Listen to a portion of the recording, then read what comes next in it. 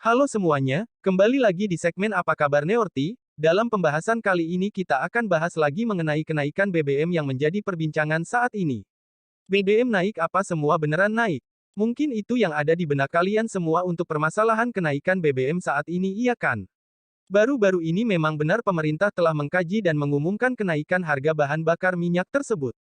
Dan pengumuman kenaikan harga tersebut langsung diumumkan oleh Presiden Joko Widodo langsung. Sebelum BBM ini berubah harga, yakni tepatnya dalam masa pengkajian, sudah banyak muncul respon dari berbagai kalangan masyarakat, mulai ada yang mendukung dan juga banyak yang kontra karena merasa terdampak langsung kepada mata pencaharian mereka masing-masing.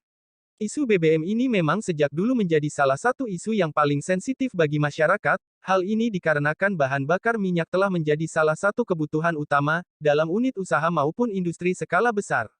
Hal ini karena besarnya tuntutan mobilitas masyarakat baik perorangan maupun perusahaan besar, yang membutuhkan modal transportasi untuk percepatan dan kelancaran kegiatan usaha masing-masing, sehingga menjadi suatu hal wajib untuk melakukan pembelian bahan bakar minyak tersebut. Memang seiring zaman sebenarnya sudah pasti harga minyak akan mengalami kenaikan mengingat jumlah minyak di dunia ini tidaklah tanpa batas, karena sumber dari minyak tersebut dari hasil fosil makhluk hidup yang ada di masa lampau, dan walaupun jumlah makhluk hidup saat ini masih banyak, namun itu memerlukan proses sedimentasi yang sangat panjang sehingga berubah menjadi fosil dan dapat menghasilkan bahan minyak mentah. Itulah yang membuat banyak digaungkannya transformasi penggunaan jenis energi, yang awalnya bergantung dari minyak bumi yang kemudian beralih kepada penggunaan tenaga listrik, yang dianggap lebih ramah lingkungan dan jumlah energinya yang hampir tanpa batas. Namun tentu penerapan transformasi tersebut tidak bisa terjadi secara begitu saja, perlu yang namanya proses bahkan hingga bertahun-tahun lamanya, agar benar-benar efektif penggunaannya dalam kehidupan sehari-hari. Nah dan kenapa banyak yang sangat takut akan kenaikan harga bahan bakar minyak ini, padahal kenaikannya jika dihitung per liternya, hanya 2-4 ribu rupiah dari angka harga sebelumnya. Memang angka tersebut sebenarnya secara harfiah, masih bisa ditoleransi dan masyarakat masih bisa bertahan dengan taraf angka segitu, dan seharusnya tidak akan membuat inflasi terjadi jika para pelaku usaha tidak mencari nilai keuntungan yang sama dari sebelumnya, namun yang menjadi sebab utama ialah perhitungan laba dari si pelaku usaha maupun kelompok perusahaan ini. Apakah benar begitu? Iya benar. Jadi bayangkan saja ketika yang biasanya berjualan sembako mendapat laba bersih 3-5 ribu, sekarang akibat kenaikan BBM.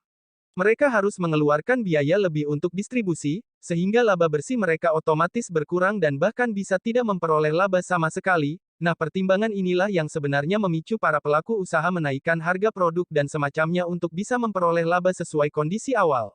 Hal inilah yang kemudian dapat memicu inflasi karena kenaikan harga barang secara masif.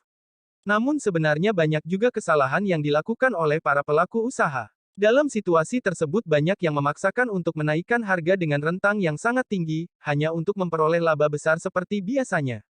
Dan inilah yang memicu inflasi besar-besaran dan bisa membuat kekacauan di kalangan bawah, karena tidak mampu membeli bahan pokok yang harganya sangat tinggi, mungkin seharusnya terdapat sebuah kesepakatan antara pemerintah dengan para pelaku usaha, mengenai batas laba yang boleh dinaikkan selama masa krisis saja, sehingga mungkin setidaknya hal tersebut dapat menekan angka inflasi lebih lama. Namun terlepas dari itu, memang kenaikan harga BBM ini akan memicu gejolak di kalangan bawah, karena ketergantungan kita kepada bahan bakar minyak tersebut, mungkin yang perlu dilakukan pemerintah adalah percepatan transformasi ke energi listrik, agar mobilitas tidak terganggu dan harga kebutuhan juga tetap stabil. Nah mungkin itu apa kabar kali ini, semoga informasi ini dapat bermanfaat, dan jangan lupa untuk tetap support channel ini agar tetap ada dan terus berkembang. Oke, sampai jumpa di video berikutnya.